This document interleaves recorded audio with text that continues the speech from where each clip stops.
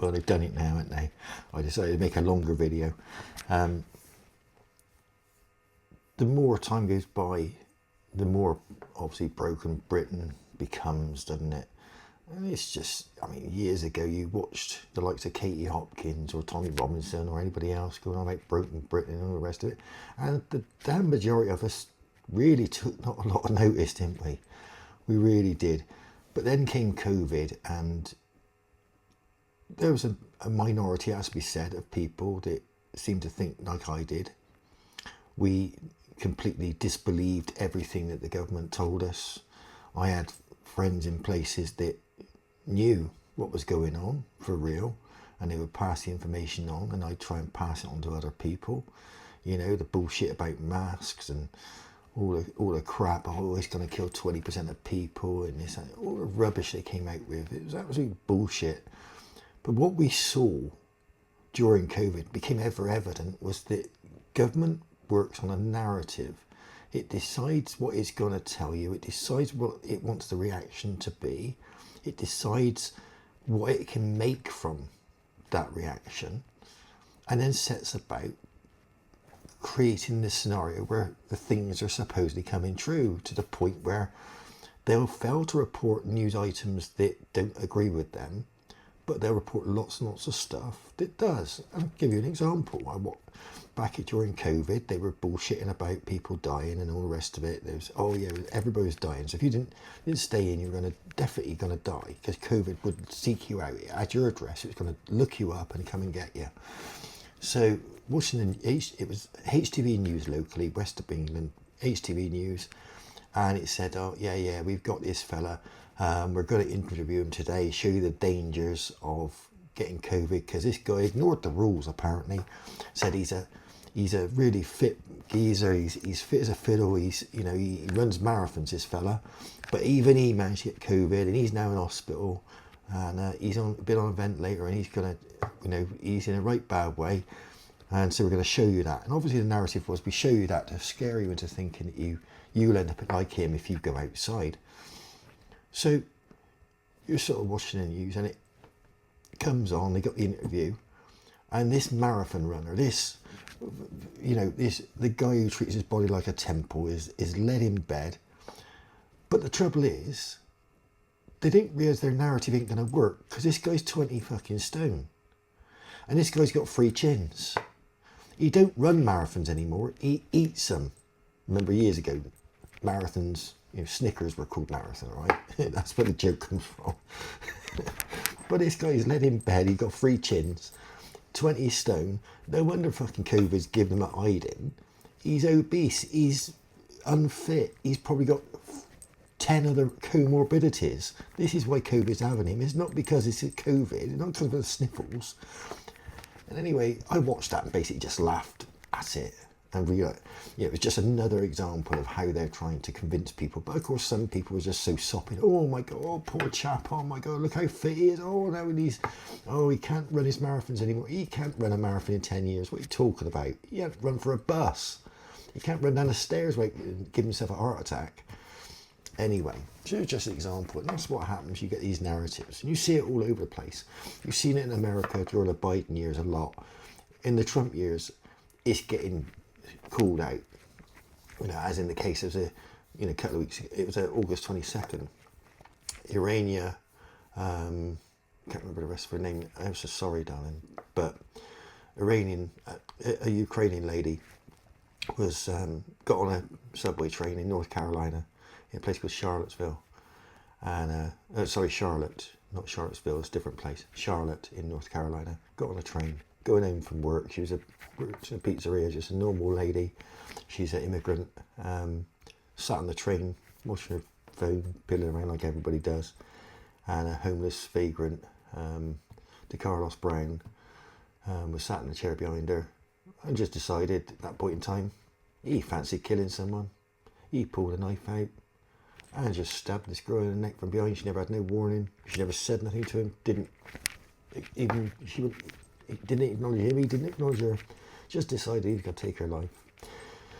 And the left-wing press, the media, which is completely owned by the left wing, has barely reports on it. You won't find hardly any mention of it at all, except in independent media.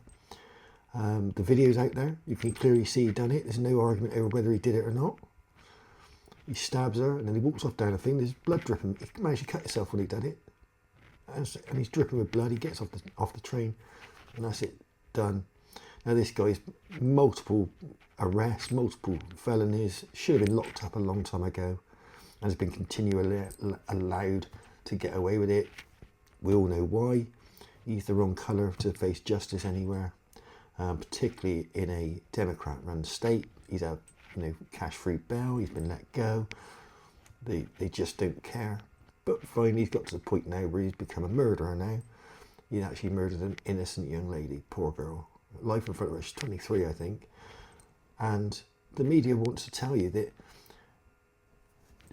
the murder isn't the crime. The murder isn't the problem. No, that just happens. That's nothing. Ignore the murder. The big crime is that Donald Trump is trying to have an aggressive war on crime and stop crime.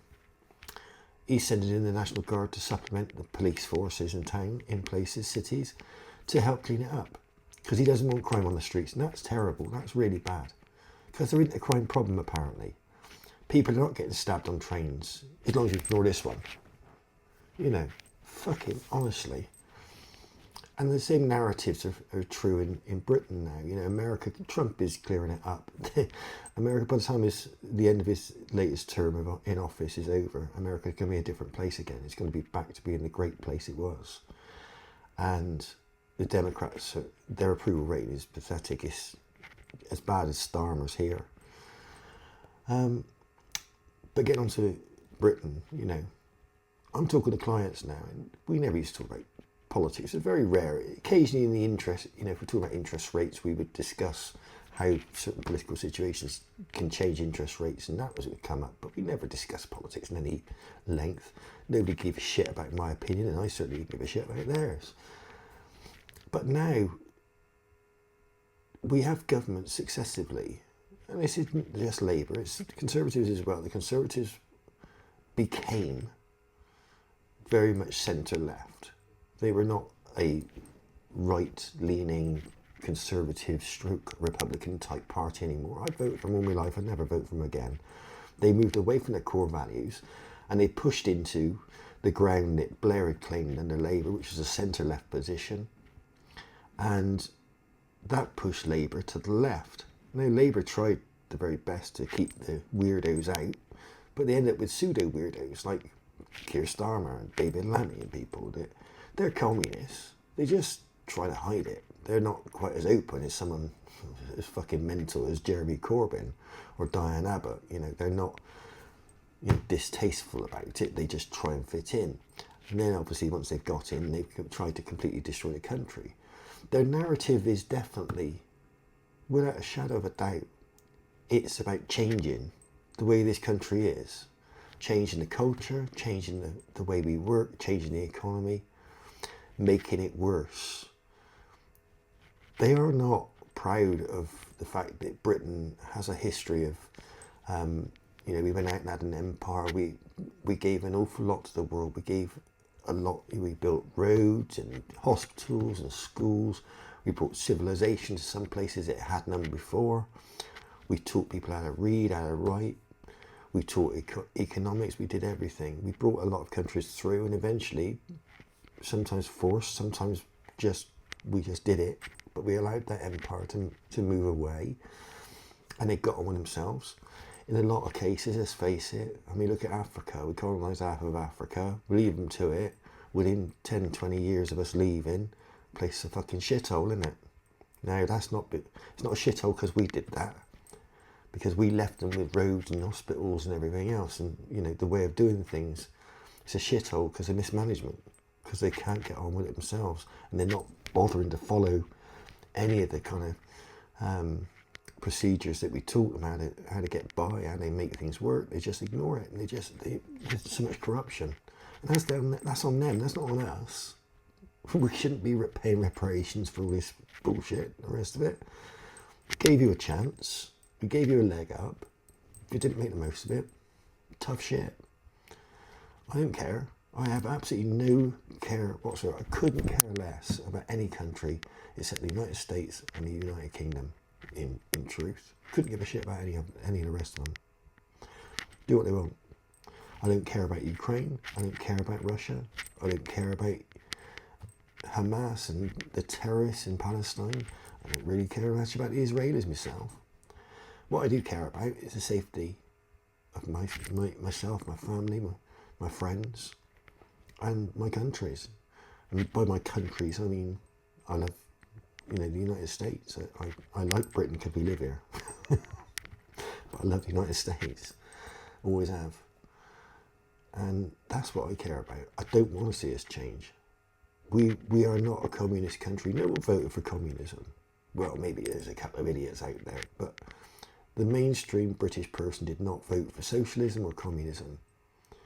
We're a capitalist country. We understand capitalism. Capitalism works for us. We're happy with it. And we have a government that's decided that it'd be easier to rule people if there was communism.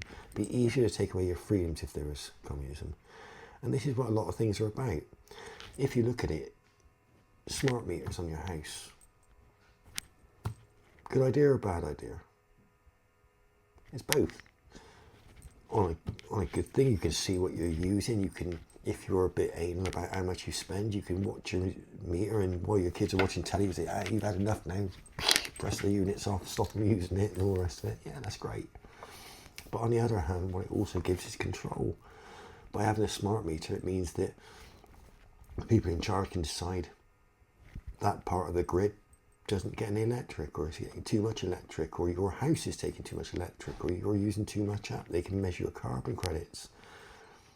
Now, one day they may want to control your carbon use. Not because the world is dying, because it's not. This global bullshit about carbon is absolute rubbish. I mean, up until 20 years ago, carbon dioxide was the gas of life. They still pump it into greenhouses now to grow more food. And yet we're supposed to believe that it's so dangerous, and it's a crisis. Well, nothing's a crisis if it takes hundreds of years and thousands of years to happen for a start. But the actual fact is that, and I've spoken to scientists who know, the world is in a cooling phase at the moment. It's not warming up, it's cooling, if anything. It's colder now than it was during the Roman Empire, colder than it was in the 1800s. The world is cooling. The Arctic ice is 20% larger than it was 10 years ago. The Great Barrier Reef is in better health than it was 20 years ago now. Everything's rejuvenating.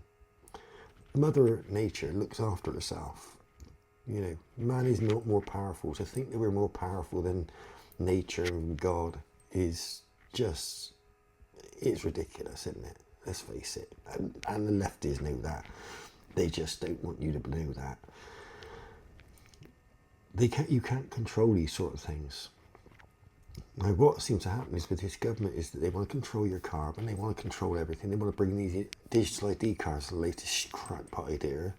Well, so they say, it'll help us with illegal immigration. So, okay, let's say we believe them. Say, okay, yeah, go on then.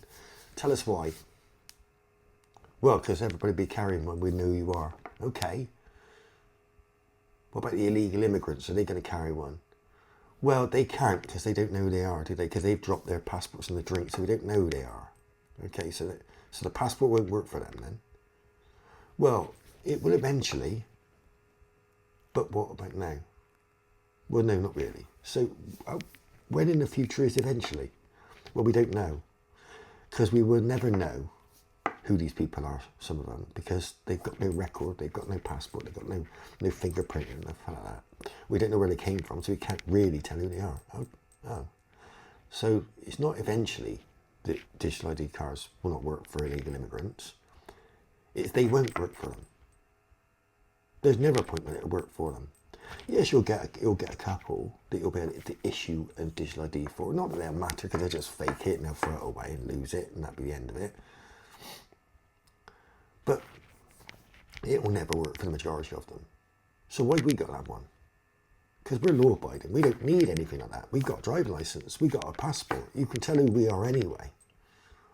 We're trackable. You can look back on our history in the country. We've got school records, doctors' records. criminal records. So you already know we are, and we're not the threat, are we? We're not threatening anybody, you know, on a daily basis. I don't go out and commit any crimes or anything like that. So you don't need to worry about me, do you? So you don't need my digital ID. The ones you need is the potential criminals. And remember, when you're illegal in the country, you're already a criminal. You're a 100% criminal. Illegal immigration is criminal. So you are 100% a criminal. You can't accuse me of being far right by calling illegal immigrants criminals, because they are. They are 100% criminals, all of them. They don't have to do any other crime to become a criminal. They already are. End of story. Okay, they're criminals. They're not here legally. They're not supposed to be here. The British taxpayer should not be paying millions of pounds a day to keep these people in luxury. And don't give me bullshit about it's not luxury.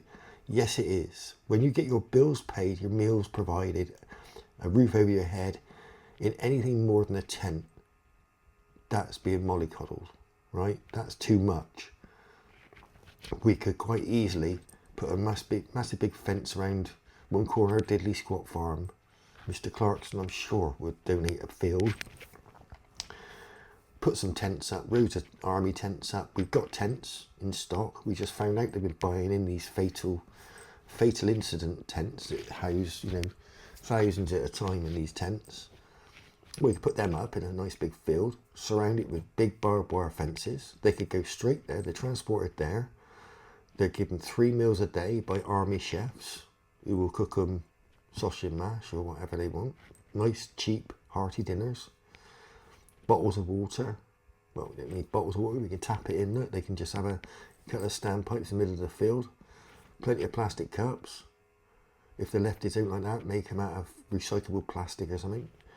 And they could be housed there whilst they go through testing. If they don't pass the test for being able to get into the country there and then, they can obviously put them straight into the back of some lorries. Obviously put some chairs in the lorries. Uncomfortable. And then we can drive them back to France where they came from, because France dropped them off by mistake, obviously. And they can go back, and they go back in the system over there, and eventually they'll find somewhere to go, won't they? We don't have to spend millions. That costs next to nothing. We've already got the army people working. We're already paying their wages, so we can cut that. That's not part of the budget anymore, is it? All we got to do is put the tents up. Once the tents are up, they're up. So all we got to do is pay Mr. Clarkson a few quid in rent just to rent part of Diddley Squat Farm. I guarantee he's got a bit he has to keep nice and clear. He'd be happy to do that. And if he hadn't, I know plenty of farmers that would quite happily allow them to put some barbed wire fencing around a corner of their land they don't use, and earn some money out of it. I mean, you could charge £1,000 an acre. It wouldn't make any difference, would it? So what? Be a lot cheaper than the hotels. They're paying it £300 a night per person. So there we go. We could easily do it. But I mean, we can interdict these people. These people don't have to make it to the country. We've got a US. We got a navy, haven't we? I mean, we've got a coast guard, because we know, because they're the buggers that are actually mollycoddling, babysitting these people into the country. We're supposed to have an agreement with France that if France takes care of their migrants in France and they don't let them out, they're not supposed to let them out. We're not part of the EU. We have no obligation to the EU. None at all. We don't have to be in the EU. We don't have to take their shit. So we should have a navy that lines up in international waters, the edge of French waters, and when the French boats come out and they're babysitting these little dinghies, towing them along, making sure they're safe, we stop the French boats, because they're surrenders, aren't they? They're surrender monkeys, aren't they? They're not very up for a fight, the French, are they, normally?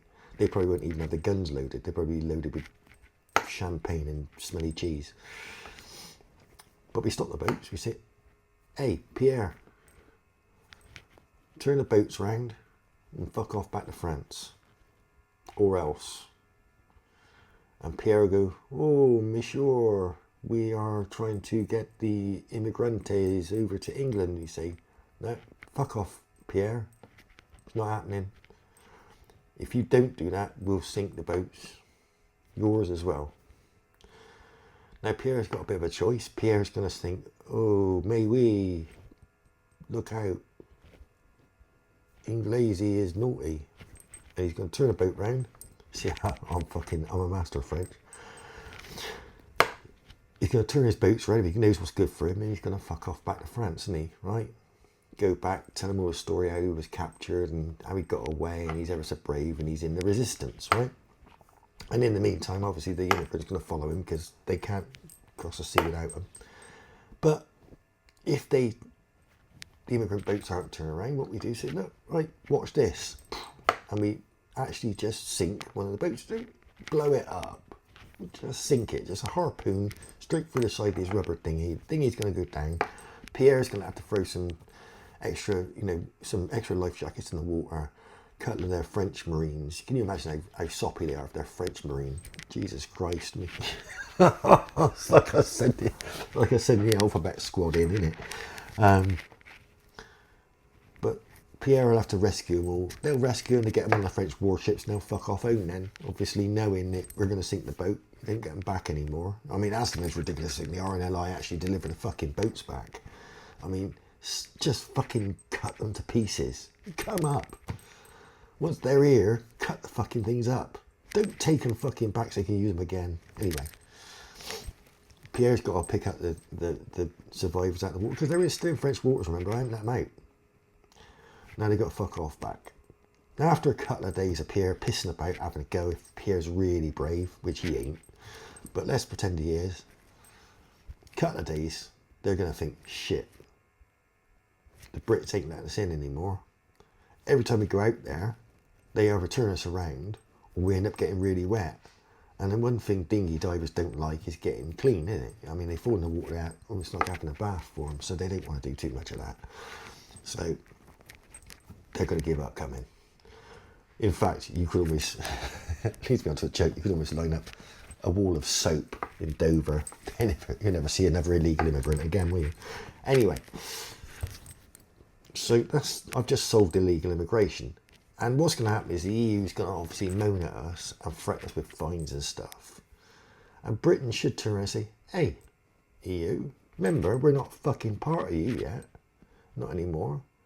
We gave up. The people voted against being in the EU, so we're not there anymore. So we can quite happily pack it in, thanks very much.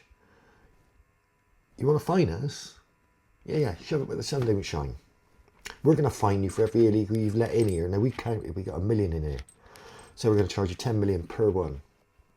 So you've been fined £1 billion or 10 million pound. So when you paid that, take our fine out of that. Mrs. Thatcher would have done. Mrs. Thatcher would have put on this shit. She'd have kicked the fuckers out straight away. She'd have strung a few up, wouldn't she? And sent them back. And she'd have fired them with cap holes into Paris. She'd have put them in that bullshit, or she'd have parachuted them off a Hercules plane. She'd have flown them over and parachuted them in. Tough luck. But that's the thing. We've got to take control back. It's crazy. We've got to stop following this narrative that we've got to be sorry for everything. Reparations. To who? These people, they've never been slaves. The people who are going to pay it to. The people who've got to pay it have never had slaves. The whole world's been enslaved at one point in time. Do the Vikings owe us money then? Is that how that works? Because Norway's got a fuckload of oil. So I'll tell you what we want to do. Instead of Norway saying, no, you can't afford reparations for Vikings and stuff. We want your oil. Well, then we got enough oil to supply the fucking world on our own. So let's do that. If reparations are a thing, let's do that. But we know reparations isn't really a thing. It's just something for the leftists to cotton on. Same as Gaza, same as Ukraine, same as all the rest of the shit. It is just... They just want something to talk about, something to have a go at the normal person about, because 90% of the country does not follow all the bullshit the left wants you to follow. Most of us don't care about LGBTQ crap. None of us do. None of us actually believe that 20% of kids are gay or LGBTQ or gender curious, whatever they want to say. No, they ain't. No, they ain't. But kids ain't stupid. Kids know, hey, if I say that, I get out of gym class. So they say it. They didn't fucking mean it. They didn't really. I mean, I thought I was Batman when I was 7. I didn't wear a fucking cape and a mask, do I? And if I had to turn up in a cape and a mask at school, I got more ribbon than I did at the time. And I used to get some fucking serious ribbon for that. Imagine if I turned up and said, yeah, I'm not Steve, I'm Stephanie. Fucking hell, they rip. Back in my day, I'd probably got killed. We used to beat the shit out of you if you had the wrong glasses on. Fucking, you wore a dress. Jesus Christ. That's the trouble. The world's got to toughen up, innit? The world's got to toughen up. You can't, just because you say it doesn't make it true. It's all bullshit. And the more the left are allowed to run riot with it, the more extreme they go. They've got people believing that they can be furries in schools. And the schools, instead of turning around, just slap them around their fucking head and go, for fuck's sake, wake up, Johnny. And put them in their place. And say, look, you want to pretend to be a furry, fucking do it when you get home. In school, you're going to learn, you little prick. Now, here's your times table to do. No, they don't do that. What they do, they put a litter tray in a corner.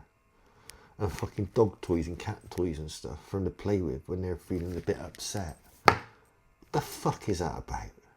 Jesus Christ.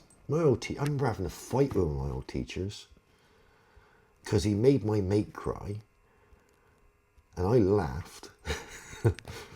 So Mr. Knight decided he wouldn't have a fight.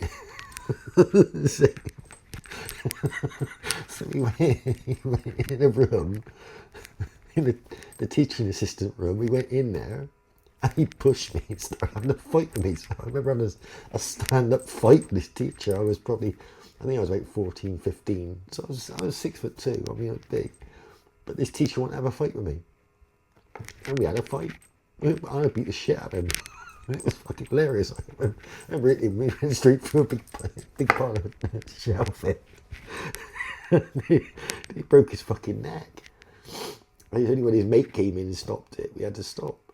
And I came back out, and my mate was still crying. And I was laughing all over my face. So I fucking loved it. I thought it was great, brilliant. But that's what it was at school. I mean, you got on with your thing when you were. The number of times I was, stand up threatened at school with violence if I didn't do something. If I'd have turned around and said, oh yeah, but hold on a minute, my nails are not dry yet, today I feel like a woman. I mean, I wouldn't have lasted 2 minutes.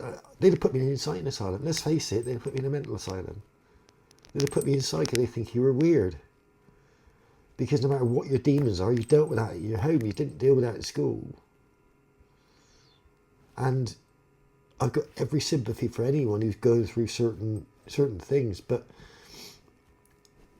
just because someone else is going through it doesn't mean I've got to go through it. Doesn't mean I've got to understand it or believe it or care about it or have any opinion on it.